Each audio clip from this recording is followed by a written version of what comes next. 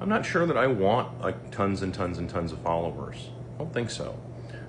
Somebody asked, like, why isn't your account like super huge and have like, I don't know that I necessarily want that. It's not. I mean, first of all, I'm not a fame chaser. I never really have been. It's why I don't do like hyper editing, and it's why I don't like. It's why I do things the way that I do them. I don't necessarily know that I want to have a bunch of followers who are following necessarily because, oh, look, here's somebody who's really cool and exciting. And no. I don't know that I like that. Number one, I'm not cool or exciting. I'm just not. That's not me. But it's because I prefer people to think, right? And when you want people to think, you don't want to entertain them. You can entertain and get people to think. That's tricky, and that takes a lot of editing, and it usually takes a lot of money. I mean, that's why movies cost what they cost to make. Most of it's mindless entertainment, but there used to be movies, even in fact back in the day, there used to be movies that really kind of made you think. I'm not going to just invoke Fight Club, but I mean, like, there's other movies out there, like going back into classic Hollywood, that would really make you think about something if you actually thought about it long enough. So you were entertained, yes, but you also started thinking, well, I'm not much of an entertainer, but I can get people to think, and I reserve my time for that. So I don't know that I necessarily want to have this massive following of people who are just sort of there for the entertainment of it all. In other words, sort of like fair weather friends. Americans have a lot of that, and since I invoked movies, I'll just continue that analogy. How many people have friends in their life, like in the movie Star Wars? I'm just going to use, Star Wars as an example because pretty much everybody's seen it. So, do you have any friends like that? Most people don't. What I mean by that is like, oh my gosh, our good friend has been captured by the Empire.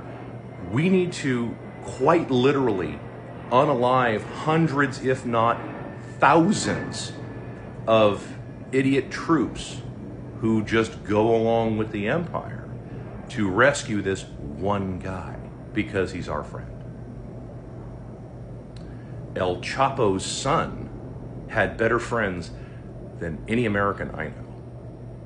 His friends quite literally brought down a massive firefight, and I think it's in Mexico City, to get him released.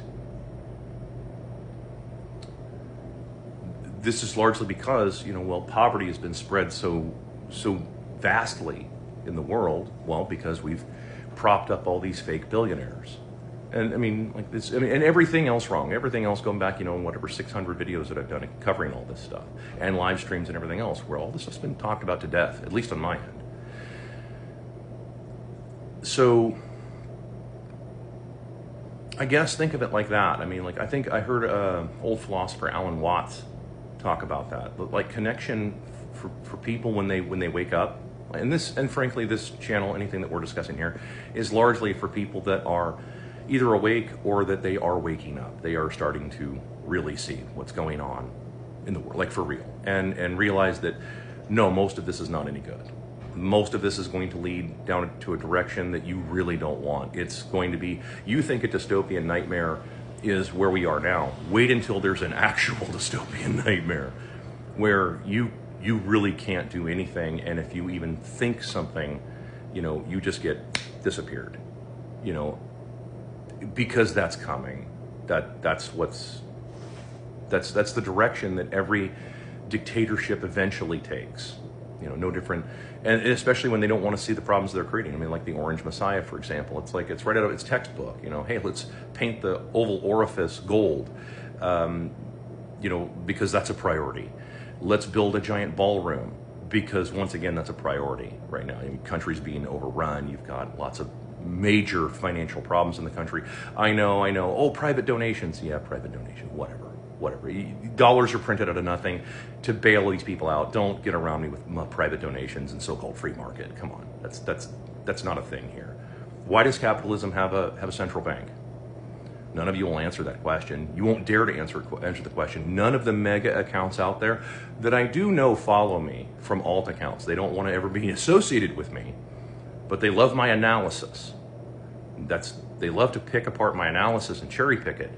But yeah, Capitalism has a central bank, no different than communism, no different than socialism, fascism, national socialism, doesn't matter, they all have central banks, and it's all designed to wipe out the working class, no matter what.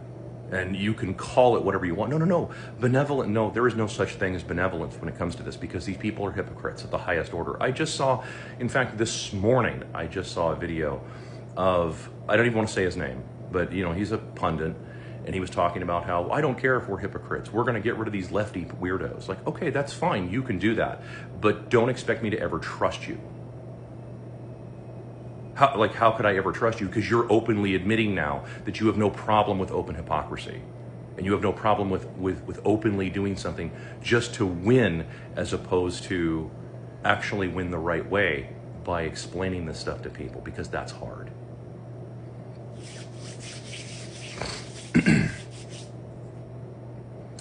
Not to put too fine a point on that, but that's the reality. So everything I'm explaining to you, this is why I don't really necessarily care if I have some huge account with lots of influence. Think of me as more of a virus creator, right? A virus creator doesn't start at the Pentagon. You don't go to the Pentagon and put a virus in their computer. Like, dude, no, you don't do that. You start very small, and it goes through a few computers here and there, and then it just slowly works its way out there. Think of me like that. Little by little, for people who follow me regularly, you might hear something that I might say, the way I turn a phrase, something that maybe you've thought of it before, but the way I turn the phrase, you're like, you have an aha moment. You're like, oh, yeah. And then you maybe use a phrase similar to that, not mine, but a similar phrase to that to someone else. And it clicks for them. And then it goes from there. And the point of origin is difficult to find. I don't mind being difficult to find. I rather enjoy my privacy, thank you very much. But does that kind of make sense? Does that answer the question as to why I'm not in a big hurry for something like that? Also, not only that, somebody had asked me, like, well, how come, why is it that you're not interested in politics? Well, first of all, I think politics is incredibly boring. I think it's a hugely boring topic for me personally, and I've thought that for years. I can analyze it and I understand it and I follow it because, well, I have to professionally, but it's not exactly my first choice of things to do, and I don't particularly feel the need to be in any kind of leadership position. I'm not a control freak, right? In fact, just me talking personally, I have an issue with control freaks.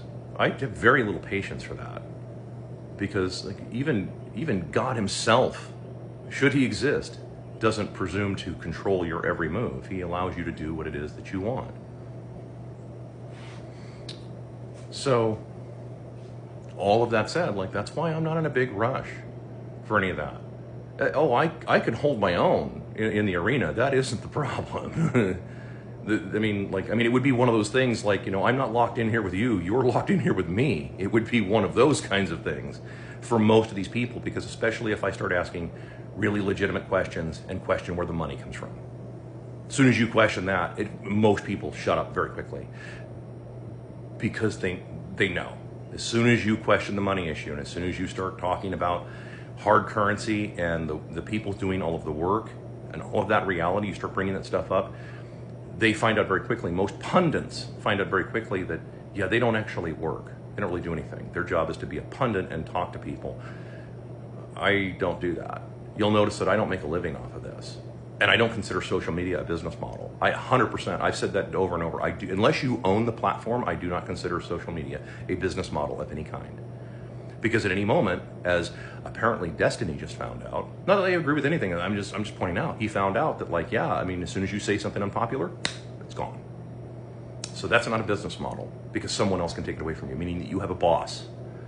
You have a boss in reality. Not, oh yeah, in theory you're self-employed, yeah, whatever. Okay, it's like franchises. Yeah, in theory you're a business owner, but you're really not. That's why I talk about business ownership periodically, for people who want to hear it.